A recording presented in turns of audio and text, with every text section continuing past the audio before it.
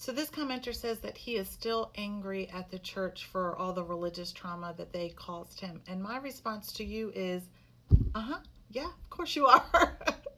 I'm angry at them too. It's called righteous anger. I'm also angry at any child abuser that exists. I don't feel bad about that anger.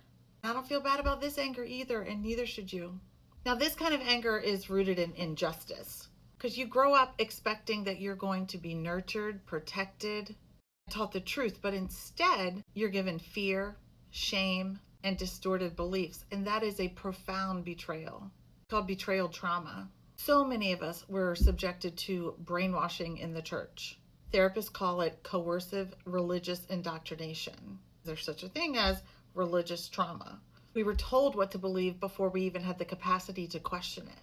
And we were warned that if we doubted those beliefs, we could go to hell, or we would be opening ourselves up to some kind of demonic attack. That's emotional abuse. Then, ironically, we were taught to fear an all-loving God. Why would we need to fear that? And then we were also taught to see ourselves as broken and sinful by nature, and to view life in this constant spiritual warfare battle that we were in. That's unhealthy and developmentally damaging to kids. And anger at all that is totally normal and acceptable. And it's a normal part of recovery. First of all, I understand that this is generational. The people who indoctrinated us were indoctrinated themselves. Second of all of this is driven by anxiety. Most people can't tolerate uncertainty of the afterlife, that this might be their only life they have to live. And for a lot of people who have terrible lives, the thought of an afterlife is very hopeful for them.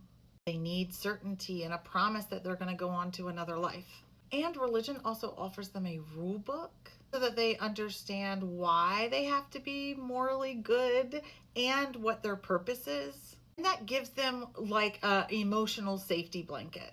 Now, you and I know that morality and purpose doesn't come from God or the Bible. And religion rewards obedience over critical thinking. Following orders for a lot of people feels safer than questioning orders. Two things can be true at the same time for me. I can have righteous anger at the system and speak out against it. And I can also have compassion for the individuals that are trapped in it, because I used to be one of them.